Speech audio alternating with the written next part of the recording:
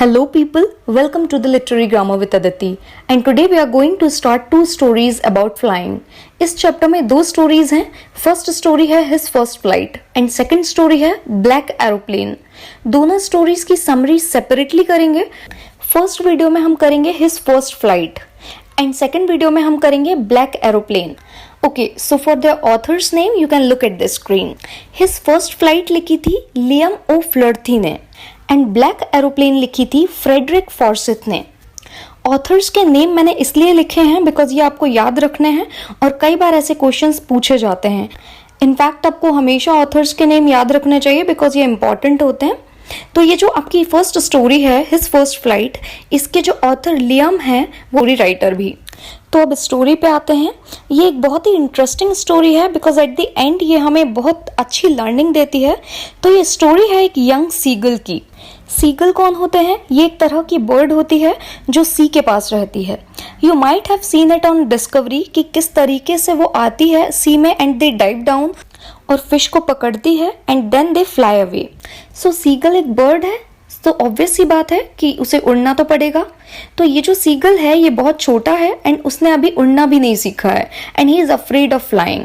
वो कभी ना तो उड़ता है और ना ही फ्लाई करने की कभी कोशिश करता है बिकॉज जैसे ही वो नीचे देखता है उसको बहुत वास्ट सी दिखती है एंड वो सोचता है कि अगर मैं गिर गया तो मर जाऊंगा and he doesn't know that he has the potential of flying. और कभी ना कभी तो उसे उड़ना पड़ेगा but without even trying even once वो नेगेटिव ही सोचता है एंड पेसिमिज्म को ही फॉलो करता है. और दूसरी तरफ इसके सिबलिंग्स की बात करें, उसके ब्रदर एंड सिस्टर, तो they know how to fly but he doesn't have enough courage to fly and he is full of pessimism. तो पूरी फैमिली जो है उसको एनकरेज करती है फ्लाई करने के लिए, बहुत समझाती है उसकी फैमिली और कई बार तो they stop talking to the seagull but all went in vain because ना तो वो सीखना चाहता है और ना वो अपने डर को दूर करने की कोशिश करता है एंड सारे प्लान्स उसकी फैमिली के फेल हो जाते हैं.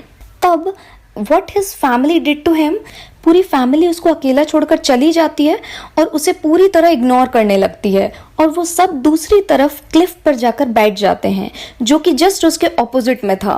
तो वो देखता है कि किस तरह उसकी फैमिली एंजॉय कर रही है, घूम रही है, अपने फूड को एंजॉय कर रही है एंड उसके पेरेंट्स उसके सिबलिंग्स को मोटिवेट कर रहे हैं, एनकरेज कर रहे हैं एंड जो सीगल है वो ये सब देख रहा है, नोटिस कर रहा है. और ऐसा होते होते 24 आवर्स हो जाते हैं एंड नाउ जो कि इतना टाइम बीत चुका है तो ही क्राइड विथ हंगर एंड तब तक उसकी फैमिली का कोई भी मेंबर नहीं आया और ना ही उससे खाने का पूछा गया और ना ही किसी ने उससे बात की. तो वो परेशान था और वो सोने की एक्टिंग करने लगता है ये सोचकर कि मुझे इस कंडीशन में देखकर शायद मेरे घर वाले आएंगे और मुझ पे तरस खाएंगे और आकर मुझे खाना ऑफर करेंगे. But nothing happened like that. कोई भी नहीं आया, किसी ने भी कोई कंसर्न नहीं दिखाया, इनफैक्ट कोई उसको नोटिस तक नहीं कर रहा था. लेटर ऑन क्या होता है कि ही सॉ उसकी मदर फाइनली उसको नोटिस कर रही है and what is she doing, वो अपनी बीक में एक फिश को पकड़ी हुई है. बीक मतलब होता है चोंच. तो वो फिश को पकड़ी हुई है एंड उस फिश को वो टीयर कर रही है. सो बर्ड्स क्या करती हैं, जो एज ऑफ द क्लिफ होती है उस पे वो बैठी थी और वो वहां पे अपनी बीक को पैना करने के लिए, शार्प करने के लिए दोनों तरफ से रब करती है ताकि वो शार्प हो जाए.